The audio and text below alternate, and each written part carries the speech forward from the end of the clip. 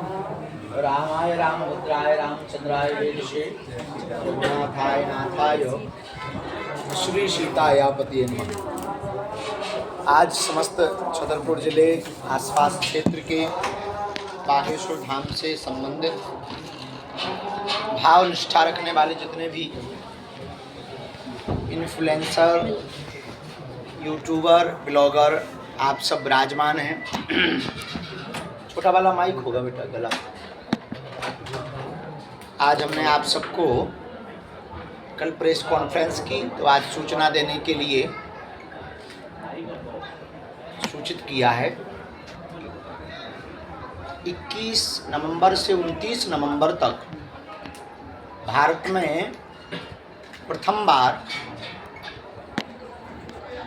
सामाजिक समरसता के लिए, भेदभाव मिटाने के लिए जो सनातन हिंदू एकता पदयात्रा की जा रही, उसके मात्र 2 दिन शेष हैं। 21 नवंबर से वह एक ऐसी देश में क्रांति खड़ी प्रारंभ हो रही है। जब तक लक्ष्य की प्राप्ति नहीं होगी तब तक यह पदयात्रा, संकल्प अनवरत चलते रहेंगे। कुछ दिन का विराम कर करके आगे पुनः समाज जगाने के लिए, जन जागृति के लिए यह कार्य बागेश्वर धाम बालाजी की प्रेरणा से किए जाते रहेंगे। आप सभी लोग हमारे बहुत प्रिय हैं, आत्मा हैं। अनवरत बागेश्वर धाम की चर्चा को आप जन जन तक पहुंचाते हैं। वर्तमान में देश विचित्र भौगोलिक परिस्थितियों से घिरा हुआ है, चाहे वो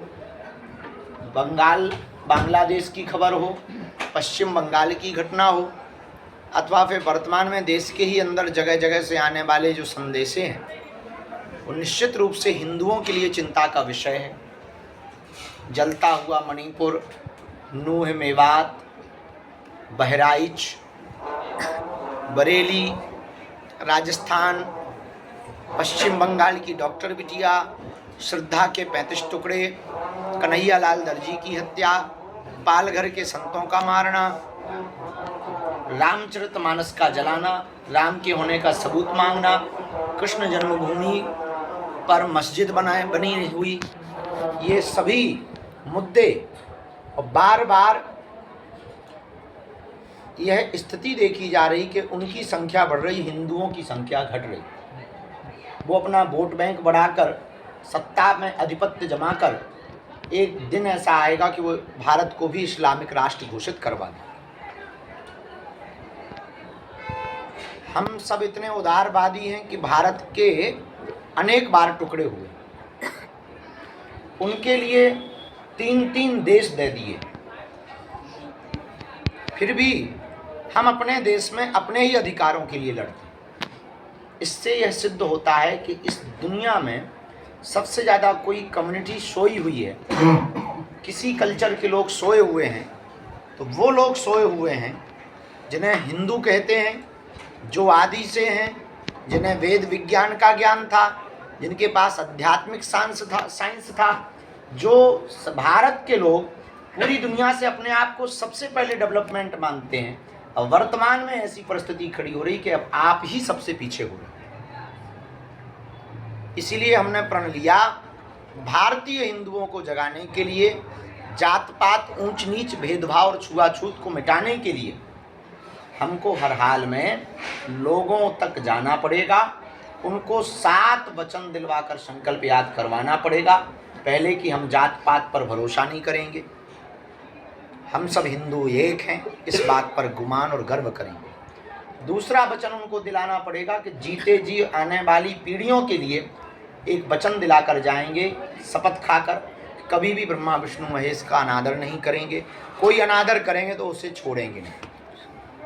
तीसरा वचन हम अपने बच्चों को दिलवाएंगे, हर हाल में वैदिक संस्कृति के गीता, रामायण, पुराण, उपनिषद, शास्त्र अथवा दर्शन, चाहे वो भारतीय दर्शन हो गए, पातंजलि, जैमिनी, इन सब के दर्शनों का अध्ययन करवाएंगे और अपने बच्चों को सनातन संस्कृति से ओतप्रोत रखेंगे। चौथा, एक दूसरे की हिंदुओं की आर्थिक स्थिति को मजबूत करने के लिए हम हिंदुओं का सपोर्ट करेंगे, किसी भी परिस्थिति में हम हिंदुओं का सपोर्ट करेंगे। पांचवा वचन हम हर हाल में सब लोगों को दिलाना चाहते हैं, भेदभाव जात पात ऊंच नीच से ऊपर उठकर हर सप्ताह में शनिवार अथवा मंगलवार को मंदिरों में एकत्रित होना प्रारंभ करेंगे। छठवां संकल्प जो हिंदुओं को हम दिलाना चाहते हैं, आप लोगों को, वो ये दिलाना चाहते हैं, गाय गंगा गौरी गायत्री गोपाल गीता गुरु इनके प्रति कभी अनादर का भाव नहीं रखेंगे, अटूट निष्ठा व श्रद्धा रखेंगे,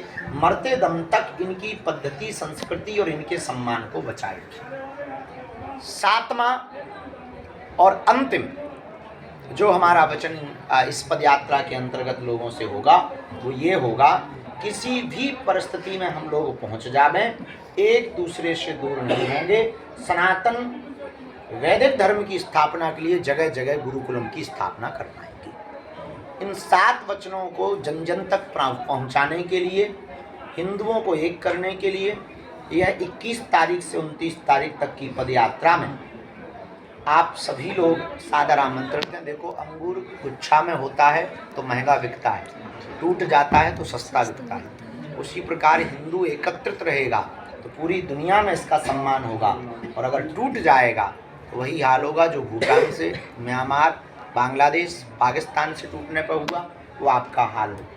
अभी नहीं तो कभी नहीं।